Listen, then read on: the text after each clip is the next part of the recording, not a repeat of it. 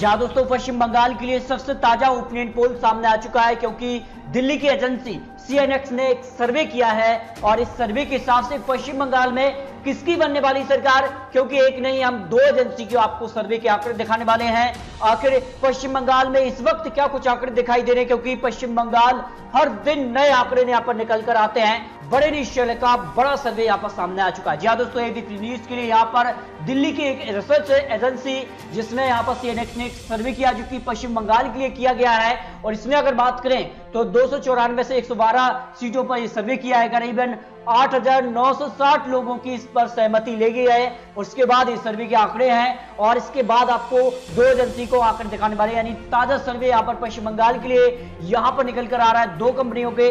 तो यहाँ पर बात करें सीएनएक्स के हिसाब से पश्चिम बंगाल में किसकी बनने वाली सरकार, किसको कितने प्रतिशत वोट शेयर यहाँ पर दिखाई दे रहे हैं। 41% वोट शेयर टीएमसी को इस वक्त दिखाई दे रहे हैं, जबकि बीजेपी को 37% बीजेपी के लिए, जबकि लेफ्ट कांग्रेस के लिए 17%, एआईएमआईएम पार्टी के लिए 1% वोट शेयर, जबकि अन्य के खाते में 4% वोट शेयर पश्चिम बंगाल के लिए यहां पर दिखाई दे रहा है। इसको अगर कन्वर्ट किया जाए पश्चिम बंगाल में तो यहां पर 151 प्लस 5 सीटें माइनस या प्लस यहां पर हो सकती हैं, यानी टीएमसी को 151 सीटें 148 का जो आंकड़ा है बहुमत का उसको पार करती नजर आ रही है। यहां पर टीएमसी अगर 5 सीटें कम हो जाती हैं तो ये जो बहुमत का आंकड़ा है वो फिर नीचे आ सकता है टीएमसी के लिए, जो सीएनएक्स ने यहां पर सर्वे किया है। इसके अलावा एक और एजेंसी का आपको सर्वे दिखाने वाले हैं, आखिर उस एजेंसी के हिसाब से पश्चिम बंगाल में किसकी बनेगी सरकार। और बीजेपी के लिए जो आंकड़ा था वो अब बढ़ता जा रहा है, और बीजेपी के लिए अगर बात करें तो 117 प्लस या माइनस 5 सीटें यहां पर हो सकती हैं बीजेपी के लिए, यानी बीजेपी को 5 प्लस हो जाती हैं तो 122 और 5 माइनस हो जाती हैं तो 112 का आंकड़ा। इससे पहले एबीपी न्यूज ने और यहां पर सी वोटर ने जो सर्वे किया गया था उसमें बीजेपी करीब 100 सीटों के आसपास थी, यानी इन दिनों में जो 18 जनवरी को आया था इसके बाद अब बीजेपी कम से कम 20 सीटों में इजाफा कर पाई है। तो आने वाले समय में क्या बीजेपी और जो आंकड़ा है जो यहाँ पर बहुमत के बीच जो अंतर है उसको कम कर पाएगी, तो आने वाला समय ही बताएगा। लेकिन सर्वे के आंकड़े आपको देने हैं, लेफ्ट कांग्रेस के लिए 24 और अन्य के खाते में 2 सीटें यहाँ पर जा सकती हैं। अब आपको दिखाते हैं एबीपी न्यूज और सी वोटर के सर्वे ने जो अभी हाल ही में सर्वे किया गया है और टेलीफोन से यानी यहाँ पर दूरभाष केंद्र से सर्वे किया गया। इसमें अगर बात करें तो सर्वे में 7,527 लोगों से बातचीत की गई। इसमें 14 फरवरी तक का ये सर्वे है। और इसके अलावा अगर बात करें तो जो बड़ा सर्वे यहाँ पर निकल कर आ रहा है, जो कि आपको बता दें कि यहाँ पर क्षेत्र वाइज सर्वे भी आंकड़े हैं। मुख्यमंत्री पद के लिए सबसे बेहतर यहाँ पर उम्मीदवार कौन है, 52% अभी भी यहाँ पर ममता बनर्जी को मानकर चल रहे हैं। लेकिन आंकड़े क्या कहते हैं, सीटें कितनी आप टीएमसी को दिखाई दे रही है इस समय 25% दिलीप घोष के लिए, क्योंकि बीजेपी ने अभी तक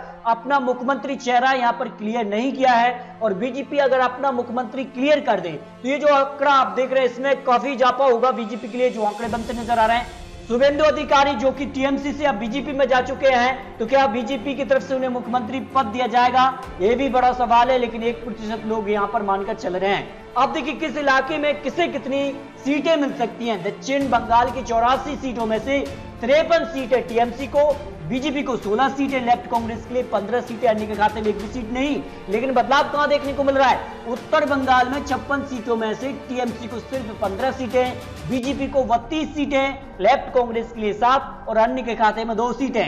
ग्रेटर कोलकाता की 35 सीटों में से 26 सीटें टीएमसी के लिए, बीजेपी के लिए 9 सीटें और लेफ्ट कांग्रेस के लिए यहां पर 0 सीटें। इसके अलावा दक्षिण पश्चिम कोलकाता की 119 सीटों में से टीएमसी को 57, बीजेपी को 60 सीटें, लेफ्ट के लिए 2 और यहां पर एआईएम के लिए 1 भी सीट यहां पर जाती नजर नहीं आ रही है। इससे पहले पश्चिम बंगाल के लिए जो एबीपी न्यूज और सी वोटर ने जो सर्वे किया गया था उसमें यहां पर टीएमसी को एक तरफा जीत 154 से 162 सीटें, बीजेपी को यहां पर 58 से 106, जबकि कांग्रेस लेफ्ट को 26 से 34, अन्य के खाते में 206 सीटें दिखाई गई थी। लेकिन अब क्या होता नजर आ रहा है, जो आंकड़े हैं देखिए पश्चिम बंगाल के लिए सी वोटर की सर्वे के हिसाब से अब सी वोटर ने बीजेपी को आगे रखा है।